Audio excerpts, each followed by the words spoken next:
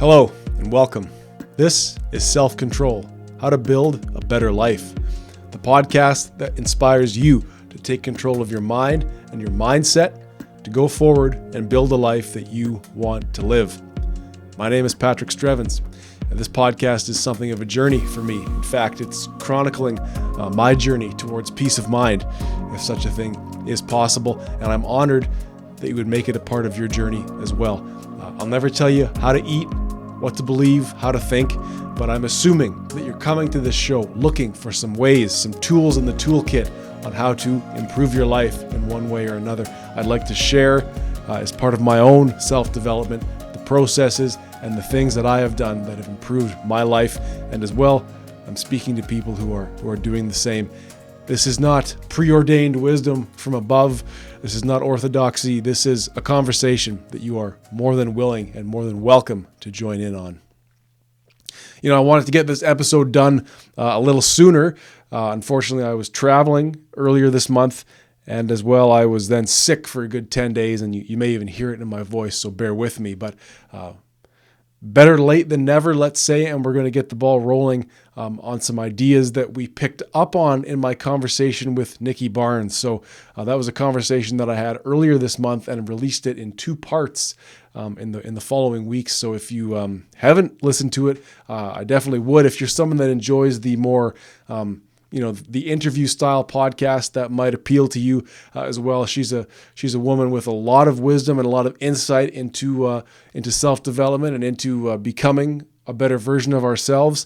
And she was very good, I thought, very apt in what she chose to talk about and how she described some of her wisdom and some of her opinions. But she put it in a way in which I think you, the listener, and me, the listener, could put those things into practice in our own life. So please check that out. Nikki Barnes is from South Africa originally, currently traveling the world, but at this moment in time based in Austria. So you can find those probably right somewhere near this episode on your platform of choice. So what I wanted to pick up on first, I think, is this idea of mindfulness. And I've spoken about it on the show. And as Nikki and I sort of conceded, it's a bit of a buzzword, not unlike, vegetarianism or veganism. People kind of reel back when they hear it. What does it mean?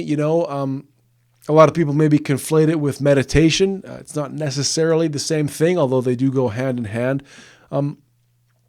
Mindfulness, I suppose, means something different to everyone. To me, I contrast it with the idea of mindlessness, being mindless. So I think the first step when we talk about mindfulness is to become aware of how mindful we truly are, or if we are maybe not mindful at all. Awareness of that is going to be the first step to understanding mindfulness. So I'll tell a quick story that I'm sure I've told before, but in April of last year, I had a gentleman on my podcast named Jahan Sattar, and he told me about this idea of mindfulness, and he told me about how it is rooted in breathing. And I should say, if you've heard the Jahan story already, bear with me. And in fact, if you like the story, Jahan will be coming on this podcast very soon, later this month, and we'll talk a lot more about mindfulness. We'll also talk about ways in which your subconscious mind is hacked by things like coffee, the news, and modern culture, social media, of course. So definitely keep it locked here to hear some more from Jahan, and he is a real person. I didn't make him up for the purposes of this story. So anyway, Jahan, the first time we spoke, he came on this podcast and he informed me about how mindlessness, or not being mindful, quite often focusing on anything other than the present, quite often that is rooted in poor breathing technique, right? And in the course of that episode, Jahan educated me on how to breathe properly from the diaphragm, right? Pulling from the diaphragm, feeling the air rush in through the nose, feeling it brush the back of the throat, giving the lungs and the diaphragm room to expand, holding that breath a moment before exhaling the same way, pushing from the diaphragm out through the nose. And that was a mind-blowing moment for me. I mean, it's humbling to be told how to breathe at 33 years old, but it also opened up to my mind this idea of I was not even aware that I was mindless, right? It wasn't even that my anxiety and my inability to focus were taking over and ruining my quality of life in some instances, but I was not even aware that that was happening or why. So Jahan's conversation with me was a call to awareness on how I was unfocused, not living in the present, not appreciating the moment, and quite often focusing on other things. A lot of that happens because we get into poor breathing technique, right? When we're not breathing properly, our brain begins to assume there must be a problem. There must be something we're hiding from. There must be a reason we're not breathing, naturally, breathing freely, breathing calmly. And so in modern society, quite often, in the lack of any real clear and present danger, the mind begins to look for a problem, and it quite often finds those problems within, right? Things that we've failed, things that we need to do in the future, things that we're unsure about, things that we regret, for instance. So that's very much a symptom of modern life. But as we'll see as we go forward here, you are more than able to take control of that, at least to some degree. So when it comes to this idea of mindfulness, compared and contrasted to mindlessness, I asked Nikki Barnes in our conversation, well, okay, what are some symptoms, right? What are some symptoms of mindlessness? If I'm not a mindful person, okay, now I'm aware that I'm not mindful. What are some symptoms that I may be exhibiting? So let's listen quickly to what Nikki had to say about how we might be able to at least become aware of and find mindlessness or the lack of mindfulness in our own lives. I was very unaware of, in fact, that I was a mindless person for a lot of, mindfulness was not a part of my life. And then it became such. So I guess what I would ask you is, we can talk about mindfulness, but how could someone perhaps become aware of the fact that they are mindless? Like, what are sort of the symptoms that maybe we ought to look at if we need to be working on our mindfulness? I think it's generally like if people are always planning the next thing, they're always like, okay, I'm here now, but I feel like I need a plan for that, or this is happening next, or I need to go there next, or even when they're sitting down watching TV, they're already thinking like, oh, just now I need to run to the shops. And when they're cooking, they're like, oh, okay, I need to fill up the dog's water bowl or run around, instead of just like being there and like, okay, right now I'm watching TV. I've decided to do this guilt-free. I'm enjoying like an hour, whatever, of time to watch this movie, and later on I'll take care of everything else. So right there, it's very important, very interesting to note. If you find yourself as someone who self-identifies as anxious or having anxiety, a good question to ask yourself in an anxious moment is, what am I focusing on? And look, I understand that, I may be talking to someone with a clinical or a real deep-seated, pervasive, strong, serious case of anxiety. And this thought process that we're going to break down may only be a tool in the toolkit for you, along with perhaps medication, exercise, time management, diet, hydration, sunlight, all those sorts of things. So again, I have a lot of grace and I have a lot of empathy for someone who is more anxious than myself, and I would not pretend that this is the silver bullet that's going to cure your anxiety. But let's ask that question in an anxious moment. What am I focused on? What am I thinking about? And quite often, at least what I have found and what you likely will find for yourself, is that you're not focusing at all on the present. You're not focusing on the task at hand, right? Nikki talked about, sitting down to watch TV, but then choosing to feel guilty about watching TV, or thinking, oh, I should run to the store. Or another example, you're cooking. Cooking, what a beautiful act, right? What a beautiful moment in our lives to have the free time to cook a meal. And yet I'm thinking, oh, I should fill up the dog's water bowl. I should walk the dog. Oh, I should this. Mindlessness, or the absence of mindfulness, is marked quite clearly by not focusing on the present or the task at hand, and consequently robbing ourselves of the joy of life. So much of the joy and beauty of life happens in the moment, experiencing the task at hand, experiencing the present, not living in the future, not living in the past, not living in a mental loop of things that are not presently occurring. So if you now sense this in yourself, right, as I did for myself, I realized, my God, I'm spending a lot of time thinking about anything other than what I'm doing, right? Let's not crucify ourselves for that, right? Let's not further the negativity. Let's instead see it as an invitation, right? That's what I've really come to believe lately, and what I've come to try and impart to myself is a little bit of grace there, right? A little bit of forgiveness and saying, look, you've made the mistake. You've done the negative. You've done the wrong thing. You're living in the negative. So be it. You've failed in some respect. Let's not crucify ourselves. Let's not catastrophize. Let's not make it worse. But let's instead say, if I'm not mindful, if I'm not living in the present, if I've taken on a negative color of my thought, let's say, it's an invitation to return to the positive, to return home, to return to mindfulness, to come and see what's going on in the present, right? The truth is, at least for the most part, at least what I discovered is that I did not have to suffer and I did not have to waste time with anxiety. But the flip side is, if you're willing to say that, you must also be willing to say, I must take control of my mind back, right? So for me, anxiety was a result of surrendering willful control of my mind. What happens if we're not willfully, actively taking control of our thoughts is they will run away on us, right?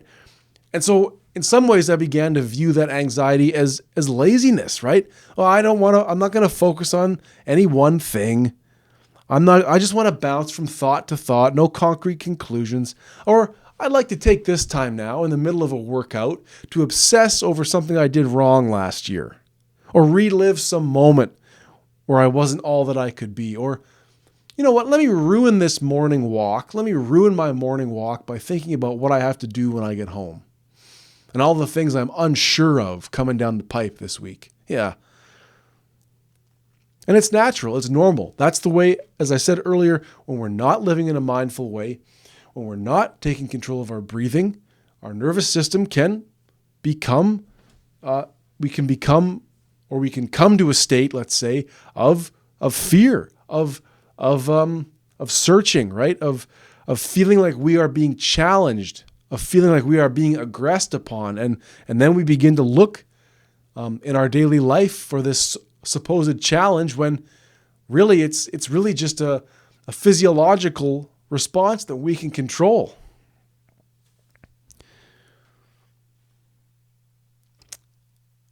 So let me say it this way then. If you are not where you want to be, if you feel like your anxiety is taking over your life, or it's at least decreasing the quality of your life, that is then an invitation to exert some control on yourself.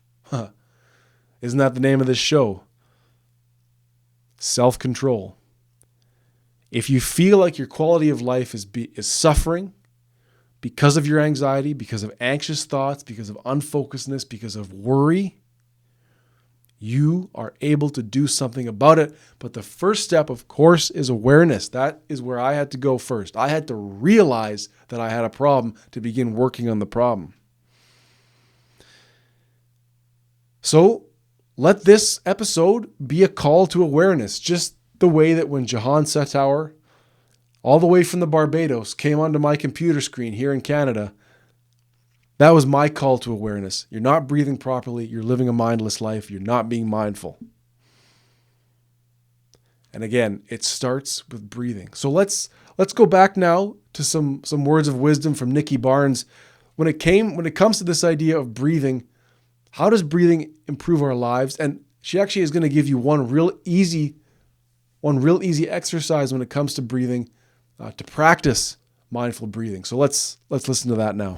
Especially when the breath work comes in, you actually are able to process any anxiety, for example, that comes up, because you go like, okay, well, I feel there's this tension in my chest. Okay, how can I release that? And then you just breathe through that and it kind of just dissipates. And I mean, if there's anyone listening to this podcast that hasn't actually tried breath work or breathing, like it doesn't have to be complicated. There are so many courses out there, and I do recommend trying at some point working with a breathwork instructor, because that's just next level experience. But it's as simple as just like, for example, box breathing. I was kind of introduced with that. That's just breathe in for 4 seconds, you hold it for 4 seconds, you breathe out for 4 seconds, then you hold it for 4 seconds. And it's so easy, and you can do that in the morning, you can do it when you're feeling anxious, you can do it when you're feeling overly excited or when you want to go to sleep. And it's like people, we need to do it more often, actually, just be more aware of breathing and actually just take the time, even if it's 5 minutes or 15 minutes a day, to just breathe.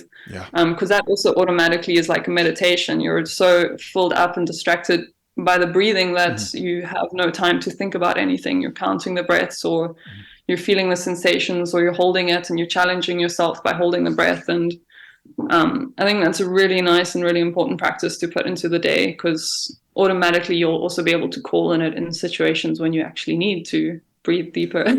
That's interesting. And that's a great point. I guess what I keep remembering through doing this show is like, yes, we have to train that muscle or that reflex to do what you're saying, to breathe properly, to be mindful. But the more we do it, the better our quality of life actually is. Like, this is not me giving you a homework assignment because I'm your teacher. This is me saying a better life is actually possible through just doing these somewhat basic things. And that is also probably the most rewarding thing about pursuing self-development and pursuing self-control. It's not done to satisfy some external judge, right? It's not like you're doing this for your parents, for your spouse, for your boss, for your teacher, your professor, your pastor, your correctional officer, your parole officer.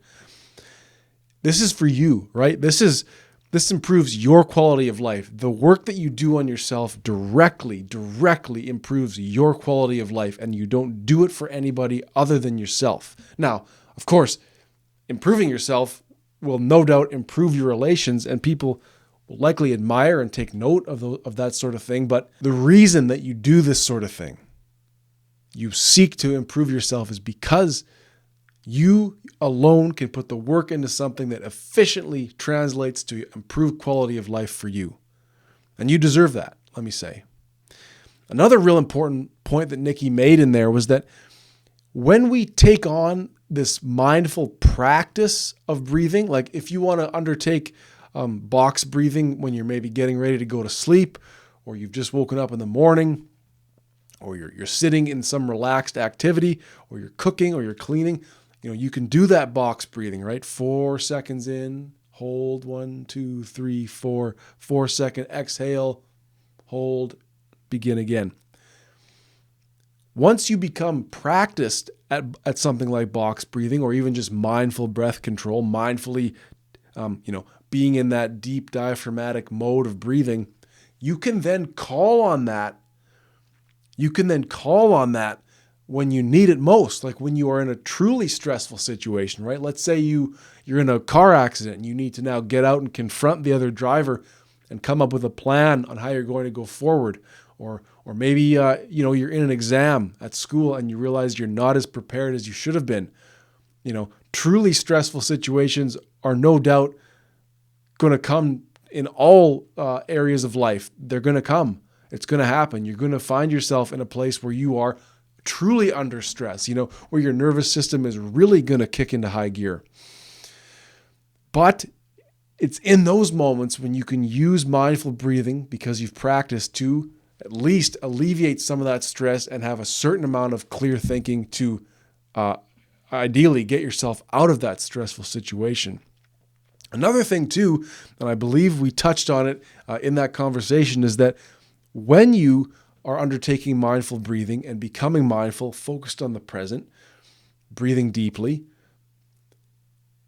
your brain's processing power actually improves, right? You're more able to make sense of the world around you when you are immersed in the world around you. So you could even say, if you want to make time to think about the future, think about the past, do so while breathing deeply, and you may find more success, more of a positive outlook on those things, and a more powerful mental experience, because you've taken control of your breathing, right? Your processing power and your clarity of thought are improved through mindful breathing as well. But let's think about this. You need to work to make a living, right?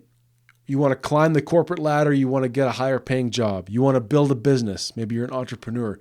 You need to support others, right? You have dependents. You need to satisfy your partner in many ways.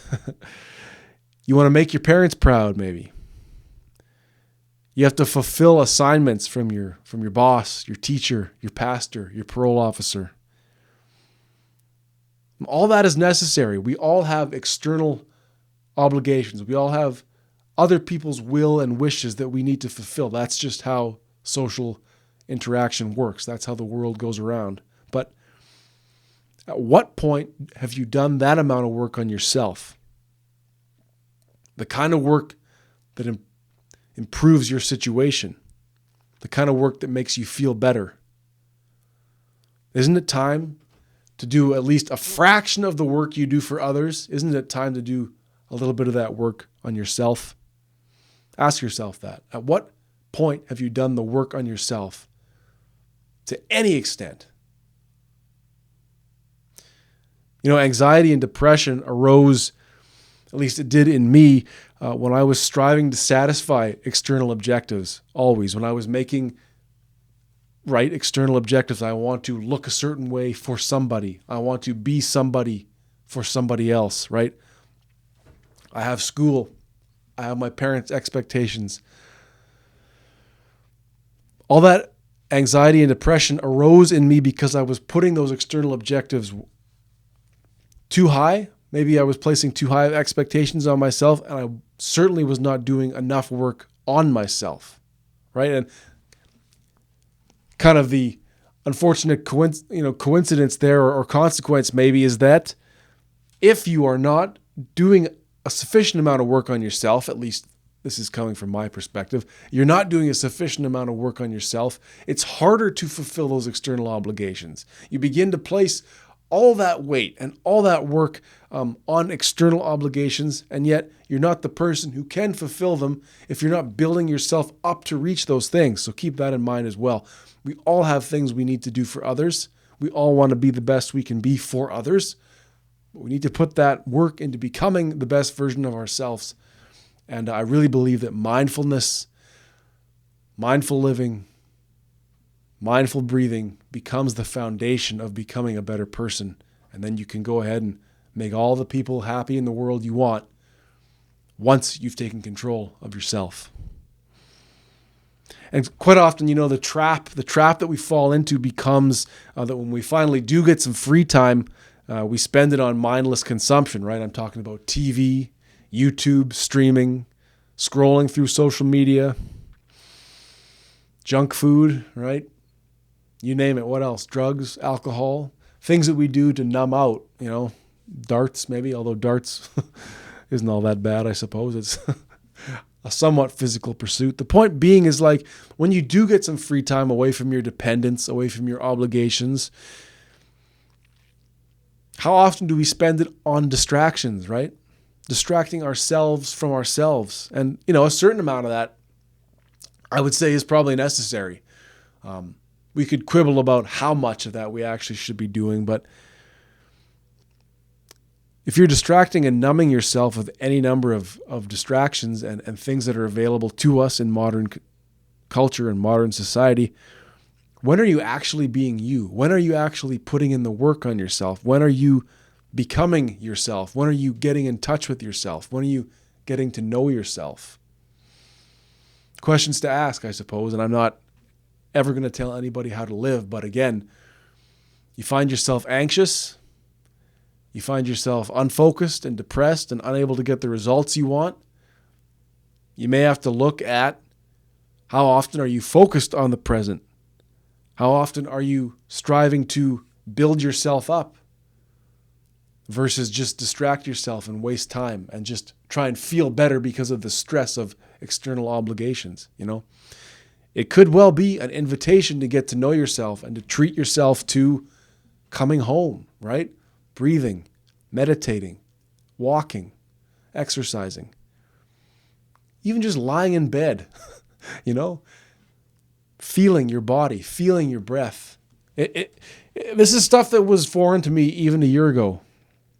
But the more I think about it, the more I see how it's very easy for us in modern day and as human beings to become divorced from ourselves, right?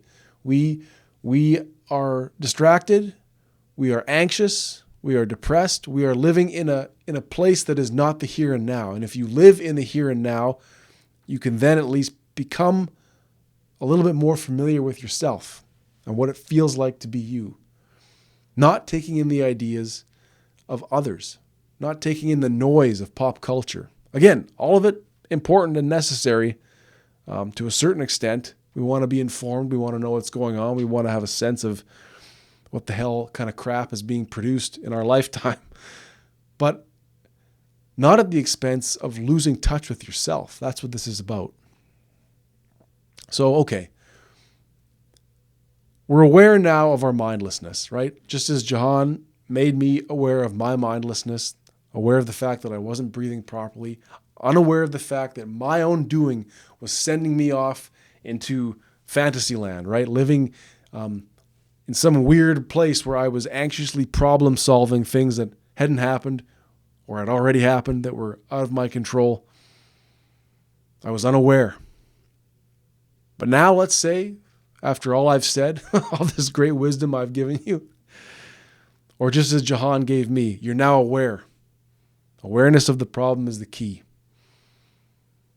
So we become aware of how not being mindful, being mindless, unfocused, living in a different time. Become now aware of how that's leading to anxiety in us.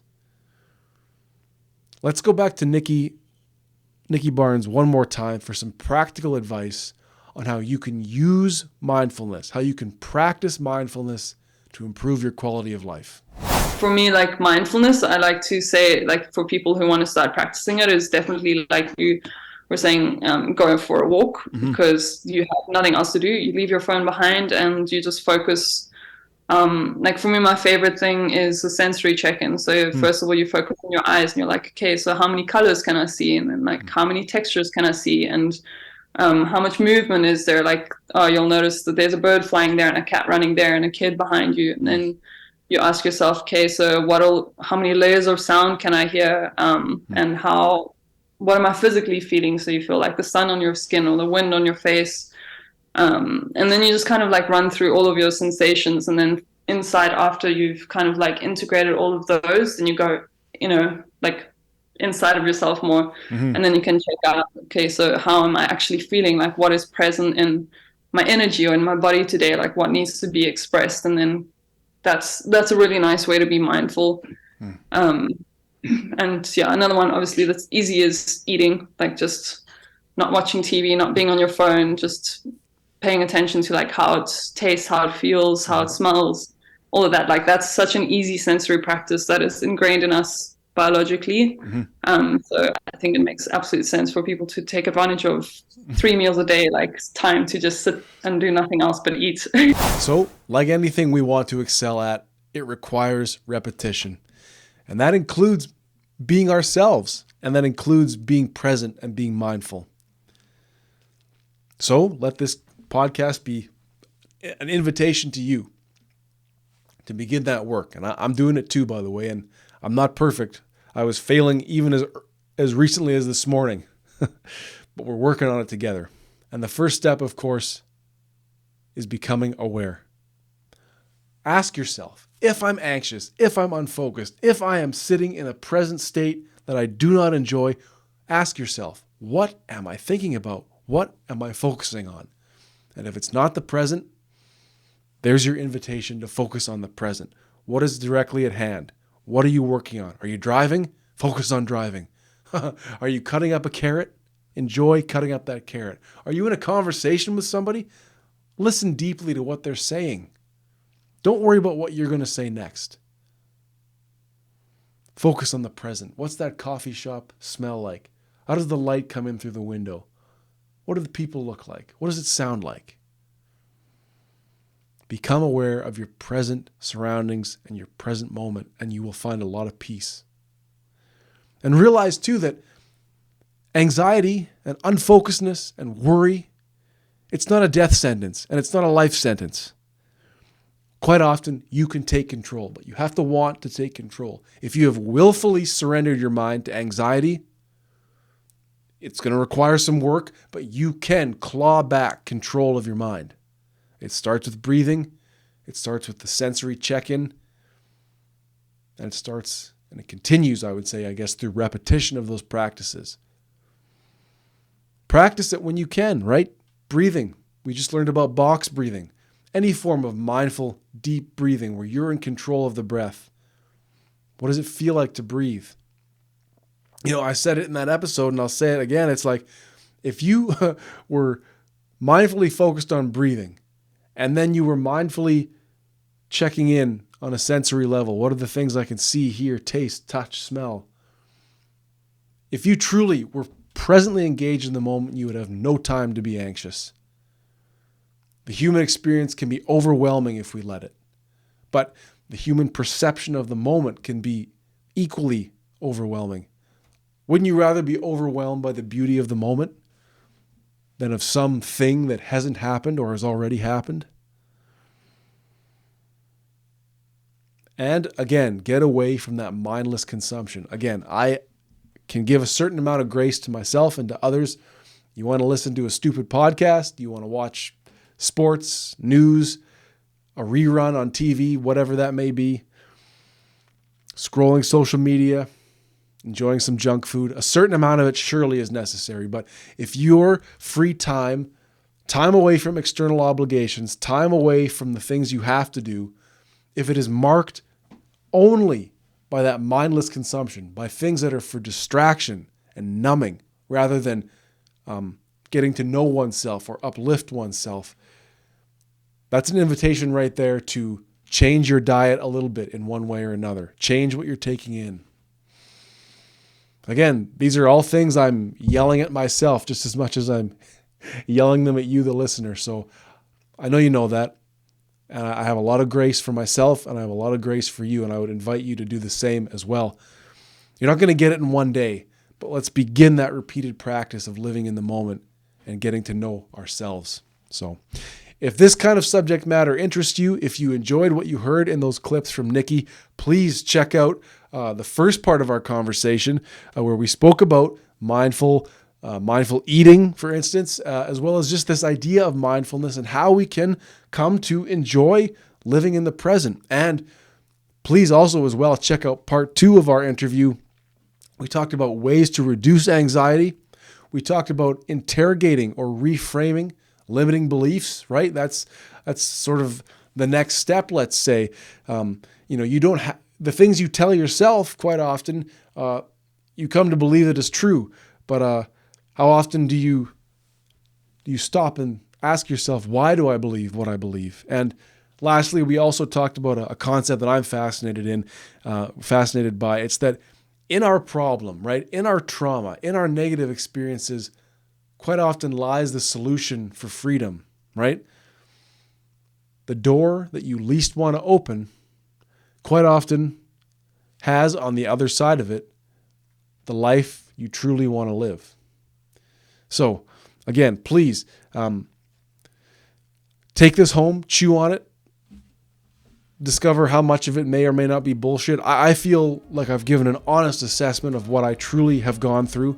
I hope that you too can find it useful. I think if you do find it useful, I'd love to hear from you. You can find me on Facebook. It's Patrick Strevens, Patrick Strevens, Strevens. You'll see the self-control banner on my Facebook page. Get in touch with me there or on the Instagram, Self-Control Podcast. And check out my interview with Nikki Barnes. We've got a couple more great interviews coming very soon. I hope this works. I hope this makes sense. And I don't know if it makes sense just yet until I get some feedback. So please don't be shy. If you're listening, if you're watching, get in touch, reach out and let me know. And until then, and until I speak with you again, please remember that better is possible.